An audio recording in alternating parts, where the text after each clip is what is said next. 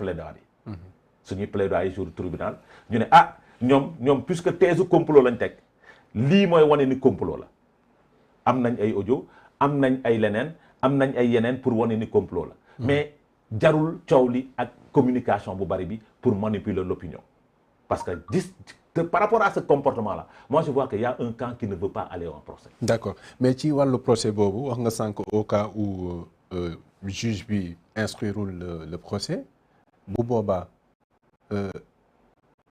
nan la ñuy def ak deru Ousmane Sonko bi nga xam ne xale bi taxal na ko. non attends su nekkee dañ ko classé sans suite. mooy seen nawet c'est fini. non mais c'est non aux yeux de l'opinion c'est tout. non c'est-à-dire der boo xasee ba tilim xam nga dafa am loo xamante ni. droit am la yoon moo ko may moom Ousmane Sonko su nekkee plainte bi am na. ñu dem juge d'instruction classé dossier bi sans suite parce que amul preuve bu koy permettre amul élément yu koy permettre mu dem tribunal. moom su ko neexee mu porter plainte contre Adji Raby Sarr ñu fay ko ay droit. gannaaw ba der bi yàqu. mais non attends der bi yàquwul su nekkee dañ ko classé sans suite laa wax suñ ko classé sans suite mooy li ñu koy jiiñ nii yëpp dara amu ci. et je te dis suñ ko nee li ñu koy jiiñ nii yëpp dara amu ci il va tout droit au palais. maintenant su nekkee dañ ne dañuy dem procès ak moom il faut qu'on aille en procès suñ demee procès moom ragalul procès nee na Adji Sarr nee na bëgg na procès. d'ailleurs am na koo xamante ne nee na Dakar Arena la bëgg ñu defee procès bi convoquer toute la presse moi je préfère ça aussi je préfère ça que su nekkee procès am na ñu woon Sénégalais yi exactement Sénégalais yi xam ce qui se passe parce que je me rappelle du procès de Abdoulaye Wade en 88 que rajo yi dañ ko doon relayer donc par rapport à cette situation yaakaar naa ni coow lu bari bi yëpp jaru ko fi communication bu bari bi yëpp jaru ko fi maintenant dama la doon wax ci communication bi xam nga dafa am loo xamante ni soo koy gis tu dois te poser beaucoup de questions parce que d'habitude par rapport aux attaques par rapport à Pastef ni ñu doon dégg ñuy communiquer du waa ji on entendait Pape Alé Niang on entendait Babacar Kewolo on entendait Babacar Sadikh Top ñoom lañu daan dégg généralement ñu def seeni live à travers leur page Facebook mais récemment on a vu que kenn lañ jël muy def ay live am mu yor ay documents di bind et je vais vous dire pourquoi ça s'est passé comme ça.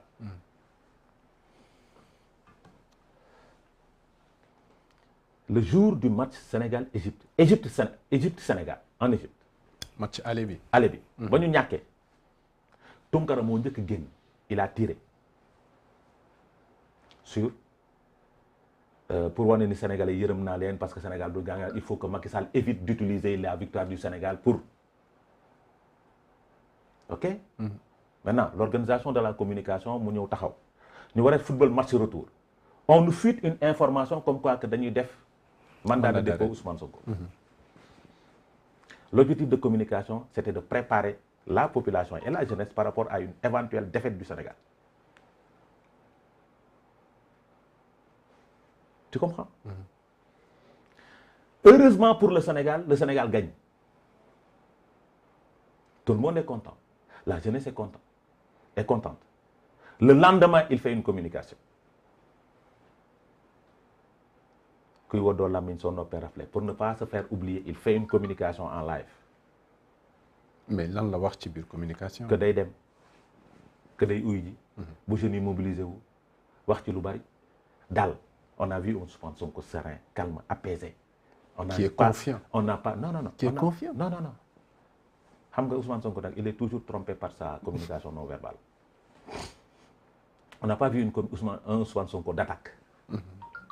Mais premier indice pour wane ni Ousmane Sonko était très gêné. Ma nouvelle sœur Ousmane Sonko parce qu'il a dit seen xarit. mais Adama juumte nag dina am si doomu Adama parce que doomu Adama matul. waaw non defal ndànk dama lay wax dama ne. C'est-à-dire quand tu prépares une communication sereinement si tu es serein doo def erreur yu ndaw yooyu. oui mais juumte dana am. oui mais doo def erreur yu ndaw yooyu. c'est important en communication erreur yu ndaw yooyu. dafa am lu muy refléter sur le comportement de la personne. donc mu def erreur yooyu. wooteel calme on n'a pas vu un Ousmane Sonko d'attaque on n'a pas vu un Ousmane Sonko nangam. mais bu ñu jëlee l'autre côté Adama. gisoon nañu Adji Sarr maître El Hadj Diouf coaché ko oui ci benn entretien exclusif ak Leral. il a fait des erreurs. elle a eu à faire. oui mais loolu tax ma ne est-ce que mënuñu appliquer loolu aussi ci loolu tax ma ne la dama la ne quand une communication est mal préparée erreur yi day feeñ. pourtant li mu wax ci communication bi leer na de. non non Ousmane Sonko. non j'ai dit je ne parle pas de la communication orale. Je parle de la communication verbale, non verbale et paraverbale d'Ousmane Sonko. Il manquait d'assurance dans ce qu'il faisait. Maintenant nag les spécialistes en communication bon on va en débattre en suñu bëggee. ñu génne fay yi mu def dans son gestuel, dans sa communication paraverbale, tonalité, voix, tout, même pour les couleurs, tout ça joue dans la communication. C'est un ensemble. Tout à fait. N'est-ce pas? Donc yooyu dafa am lu mu wone lu bari sur cette communication là. ba ñu génnee ci communication Ousmane Sonko calme serein moment boobu ñu ngi préparé Maola Morgan bëgguma sax tudd turam parce que su nekkoon Maola Morgan li muy wax dëgg la Pape Alé Niang moo koy wax parce que le jour du match on avait préparé Pape Alé Niang, on avait préparé d'autres gens qui devaient faire des lives dans leur page après la défaite du Sénégal. Heureusement pour le Sénégal. Heureusement pour Macky Sall. Heureusement pour le Sénégal. Parce que qualifié nañ quoi. Parce que ils s'étaient préparés. Donc victoire au Sénégal moo leen empêché def lu bari. Parce que ils voulaient utiliser la défaite du Sénégal pour def seeni communication. Et je cite des noms. Pape Alé, Babacar Sadikh Top ak Babacar Keolo Mbaye. Babacar Touré. Keolo Touré. lépp lu Maola Morgan wax ñoo ko waxloo. amul RG fenn amul RG leneen parce que il est au Canada il est tout en sécurité kenn mënu lu ko dara su ko neexee mu wax lu ko neex.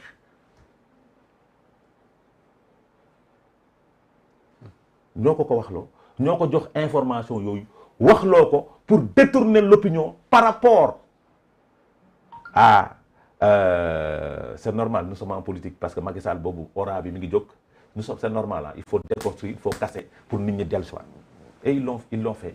Malheureusement nous tous nous sommes tombés dans le piège de la communication de Pastef qui l'ont très bien travaillé parce que ñu ngi topp di leen tontu c'est pas ça la communication malheureusement nous l'avons faussé parce que nee naa la Maola Morgan li mu doon wax su nekkoon dëgg la Pape Alé Niang moo koy wax. D'accord alors bu ñu ñëwee ci wax nga communication bi maître El Hadj Diouf def na fi ay sorties yu dul jeex Ousmane Sonko soulevé na ko évoqué na ko pourtant maître El Hadj Diouf violé na secret de l'instruction bi wax na lu ko neex et cetera mais ba léegi ba fi ñu toll nii Ousmane Sonko yéyul yàbbi jëm ci dossier bi directement. J'ai dit Ousmane Sonko a été accusé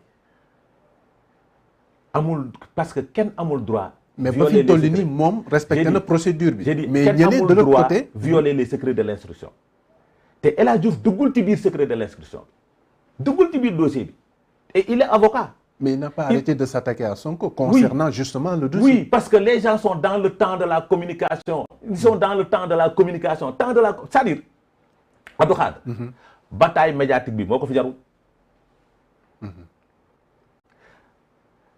Maître El Hadj Diouf défend son client.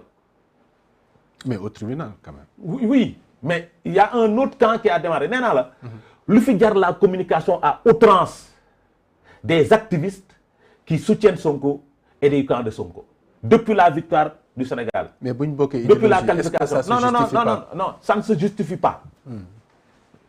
Parce que su communication à outrance amuloon de l'autre camp keneen du génn pour wax benn communication.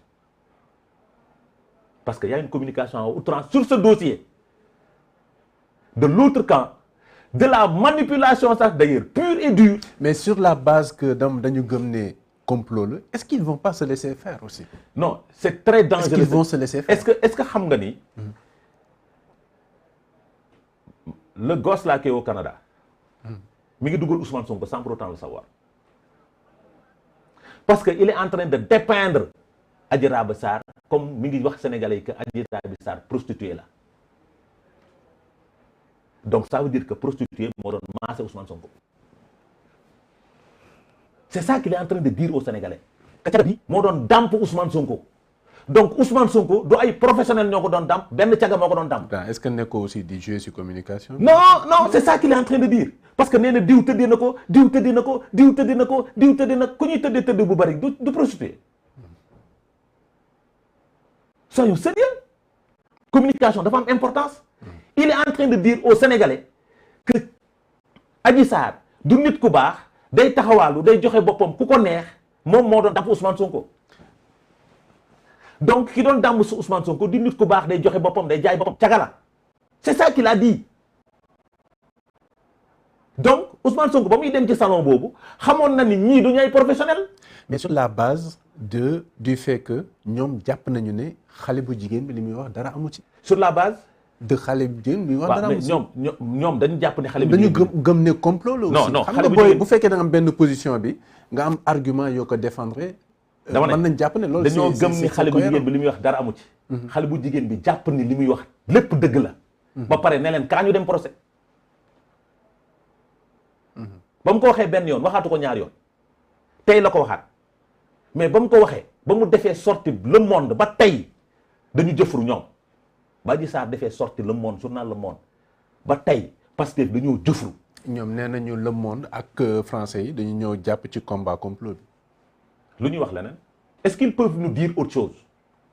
mais il faut boo xoolee traitement journalistique bi nga xam ne Le Monde RFI def nañ ko mais ñoom boo xoolee dañu jël totalement position. dañu dépeindre Ousmane Sonko comme étant benn. c'est en fonction des éléments nga xam ne. c'est en fonction des éléments yi leen Adji Sarr jox parce que interview lañ defal Adji Sarr. attention interview la ñu defal Adji Sarr c'est en fonction des éléments li ñu leen jox ñoom noonu la ñu waxee n'est-ce pas est-ce que dëgg la est-ce que du dëgg tribunal moo koy wone que mu leer est-ce que Adji Sarr li mu wax dëgg la wala du dëgg tribunal dong la mën a leeree. mais lu waral position bi nga xam ne yéen aussi jël ngeen ko yéen waa APR.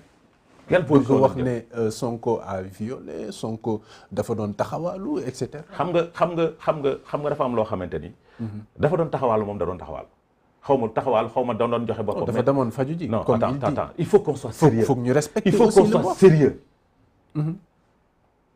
maladie boo xamante ni ba nga nekkee xaleel nga ko am ñu lay diw graisse non yeew graisse yeew sa yaay di la dampe graisse yow pour nga mën a taxaw su la daanee ba nga am souffrance boo xamante ni ba li nga yëg jour boobu ba ngay dem xamoo lan la ngay jóg génn sa kër am métit boobu bàyyi fa say ñaari soxna bàyyi fa say garde corps taal sa oto dawal ko ba foofu ci salon boo xamante ni wóor na la wóor ni ki lay maase du professionnel kon fa woon est-ce que vous avez le droit de visiter dans sa vie privée? Non, attends. Je ne dis pas que j'ai le droit de visiter. Nous avons le droit. Ñi koy ŋàññi ñëpp di wax affaire vie privée boobu. Non, attends. Est-ce que Ousmane Sonko du moment où il est libre non déglu dañu waxtaan. Man mi amatuma vie privée. Parce qu'homme politique. Mais bien sûr, je suis un homme public. Du moment où Ousmane Sonko a choisi d'être un homme public, amatul vie privée. Dafa war a def attention. ci lépp lu muy def ni ma koy defee man li may moytoo lu bari noonu la war a moytoo lu bari n'est-ce pas donc puisque da ngay def attention da nga nekk dans le champ politique amatoo vie privée puisque amatoo vie privée nag lu bari waroo ci nekk c'est-à-dire tu dois pas être dans des futilités ba ñu naan bañ naan da nga violer nit wala nga naan dañ ma comploter parce que wax dëgg si yàlla est-ce que Ousmane Sonko su demuloon ci Sweet Beauté dinañ wax complot dinañ wax viol est-ce que su demuloon plusieurs fois ci salon de massage yooyu entre guillemets non munoo ne yooyu da nga ko xamal beneen su demuloon ci salon de massage yooyu entre guillemets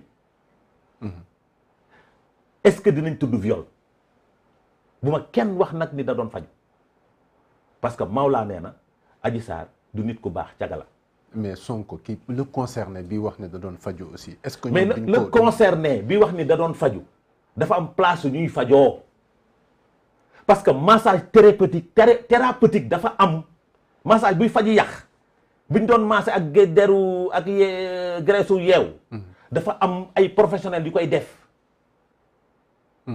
waaw léegi Abdou Khadre Sonko kon feebaratul kon Sonko dematul massage xanaa feebar ba dafa wér feebaram boobu mu waxoon il y a de cela 1 an xanaa dafa wér. mais ñun xamuñu si dara de. peut-être mu ngi dem te kenn est-ce que pour l'instant.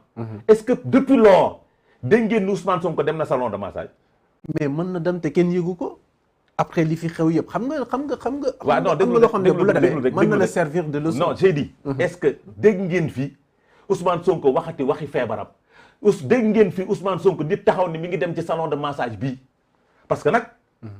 fi mu ne nii les paparazzi là ñu ngi surveiller Ousmane Sonko pour xool ndax mi ngi massé wu wala massé wul wala feebar bi ngi koy daaneel wala daanul lu ko. et c'est que le problème mooy dafa wér ci saa si depuis 1 an depuis 1 an dégguñu dem na salon de massage depuis 1 an dégguñu ni feebar boobu daaneel na ko depuis 1 an dégguñu ni dem na feneen di massé wu parce que guddi yi ñu toll fu mu dem massé wu nit ñi danañ ko xam xanaa dafay toog biir këram di ko massé. kon léegi. service à domicile am na de. mais bien sûr. c'est ça la responsabilité d'ailleurs. Il devait commencer par ça. Il devait commencer su nekkee day def service à domicile. Il devait commencer par le service à domicile. parce que nag soo nekkee homme public da ngay moytu yenn yi da ngay moytu yu bari amatoo vie privée. parce que par rapport nag. à ta question sur sa vie privée. Sonko amatul vie privée. Ses enfants. fi mu ne nii ils sont exposés comme nos enfants nous parce que nous avons choisi d'être des hommes politiques. Nous devons préparer nos enfants préparer nos femmes pour wax leen ni loo leen dégg suba rek fat leen seen nopp xam ne nous avons choisi. C'est un devoir de les protéger d'ailleurs à travers cette démarche. Mais bien sûr nous devons tous les protéger. moytu lu bari moytu di def lu bari gàtt tànk nag quoi gàtt c'est important parce que soo gàttul tànk musiba am. sànq wax nga